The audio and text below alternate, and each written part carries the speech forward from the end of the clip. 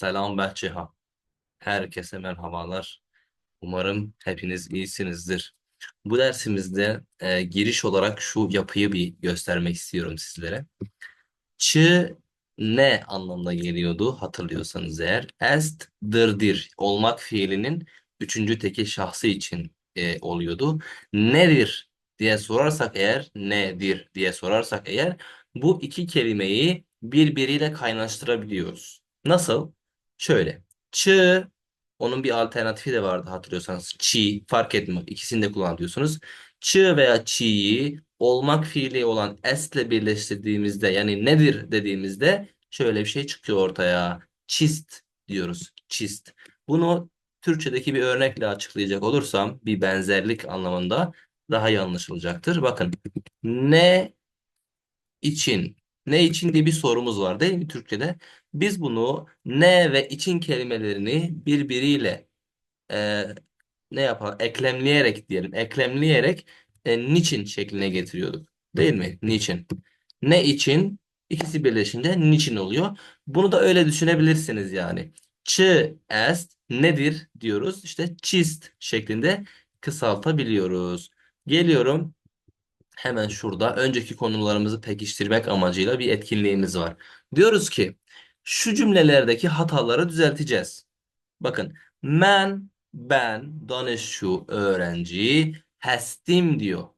Hastim olmaz. Çünkü şahıs eki im diyor. İm biz için kullanılır. Ma hastim deriz. Dolayısıyla men hastem diyeceğiz. Hastem. Defter in est. Burada bir cümle düzeni problemi var. In defteres diyeceğiz. In bu defter est diyeceğim. Bu defterdir diyeceğim. Geliyorum şuraya. Diyor ki ma ostad hastem. Ma biz demek. Ostad hastem ben öğretmenim oluyor. Dolayısıyla ma değil men diyeceğiz. Men ostad hastem. Çünkü buradaki hastem fiilinin şundaki m'den anlıyorum ki çekimi men öznesi için çekimlenmiş. Yani ben öznesi için çekimlenmiş. Şuraya geliyorum. Şoma siz danışçu öğrenci nistem değilim. Oldu mu? Olmadı. Siz öğrenci değilsiniz diyeceğiz. Şoma danışçu nistid diyeceğiz. Önceki derslerimizde bu hesten fiilimin çekimine bakabilirsiniz, kontrol edebilirsiniz.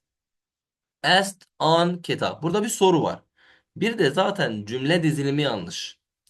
Önce özne gelir demiştik. An yani o kitap, kitap, est'dir. O kitaptır. Soru yapıyorum vurguyla. O kitap mıdır? Diyeceğim ki an kitab est. Hatırlıyorsanız soruyu vurguyla yapıyordum. Şoma danışçu hastem. Siz öğrenci misiniz diyor. Ancak şoma olduğu için hastem fiilinin me sona me değil id ekleyeceğim. Şoma danışçu hastid olacak. Çünkü şomanın çekiminde hast fiilinin sonuna id getiriyorduk. Önceki derslerden çekimleri kontrol edebilirsiniz yine. Soru yapmamızı da istiyor ayrıca. Şoma danışçu hastid. Bu şekilde vurguyla soru yapıyordum. Şimdi burada asıl videomuzun konusu olan konuşma dili. Arkadaşlar yazma dili başkadır, konuşma dili başkadır. Bir kelimeyi yazarsınız belli harflerle, belli düzenlerle yazarsınız. Bunu telaffuz ederken bazı değişiklikler olabilir. İşte biz buna bu yazı dilinin farklı telaffuz edilebilme olasılıklarına konuşma dili diyoruz. Ne demeye çalışıyorum? Örneklerle açıklayalım. Bu an demek. An yani o demek veya şu demek. Farsçada A sesleri telaffuz edilirken U şeklinde telaffuz edilebiliyor. Bakın A sesi burada buraya U şeklinde gelmiş. Un. An oldu size un. Bir diğer kuralımız ya da şuradan evet, şuradan devam edelim.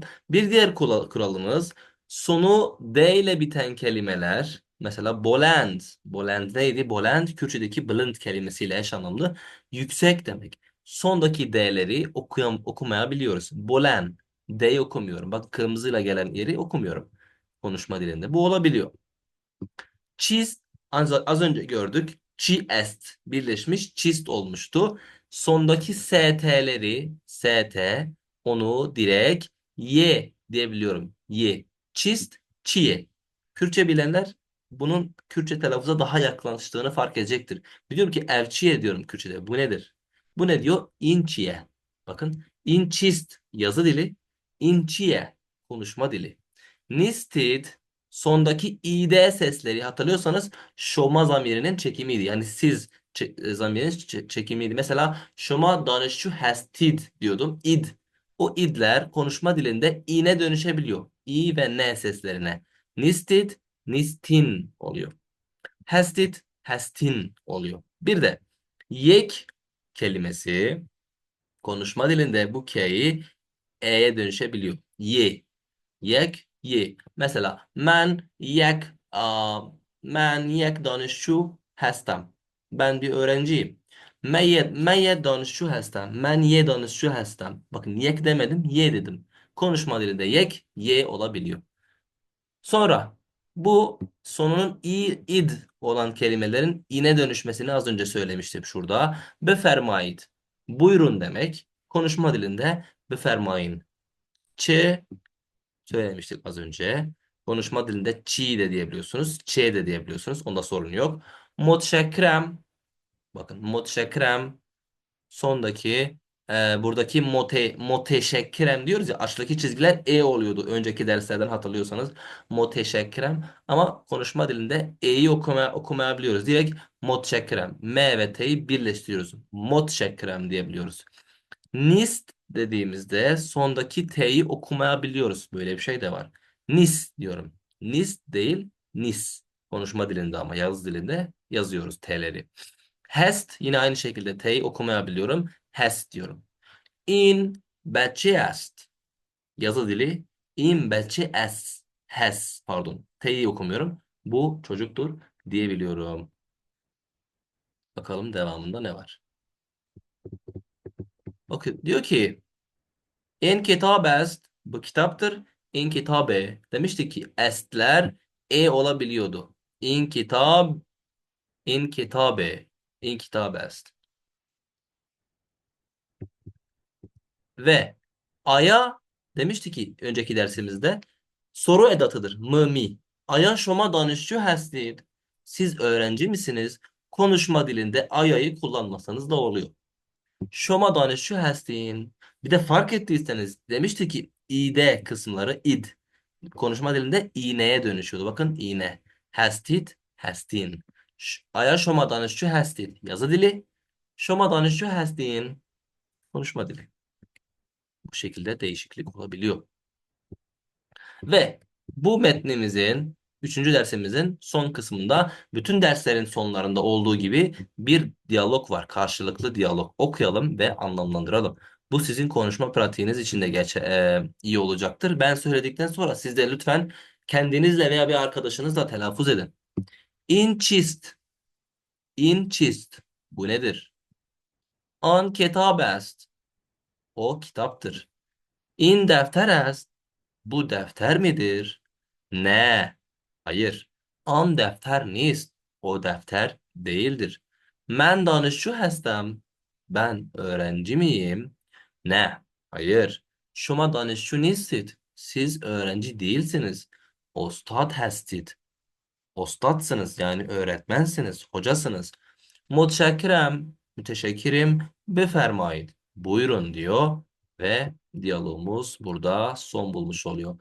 Bir sonraki dersimizde yani derse çehar dördüncü dersimizde kelase ders başlığımızla devam edeceğiz. Arkadaşlar kitabın bu kitabın PDF'ini isteyenler Instagram üzerinden bana ulaşabilirler. Ben burada yüklemekte sorun yaşıyorum. Altta açıklama kısmına yükleyemiyorum. Sebebini bilmiyorum. Bilenler yoruma da yazabilir. Niye yüklenmiyor? O sebebi söyleyebilirler. Instagram'dan bana ulaşırsanız DM yolundan DM yazarsanız onu DM'den yazarsanız size kitap linkini verebilirim. Onun dışında sorularınız, anlamadığınız yerler olursa yorum kısmına eklerseniz ve beğenirseniz güzel olur. Şimdilik bir dahaki derse kadar kendinize çok iyi bakın. Hoda hafız. Bu arada derslerin girişinde ve sonunda selamlama ifadeleri ve veda ifadeleri kullanıyorum. Ben söylerken siz de tekrar edin. Sizin dilinize de otursun.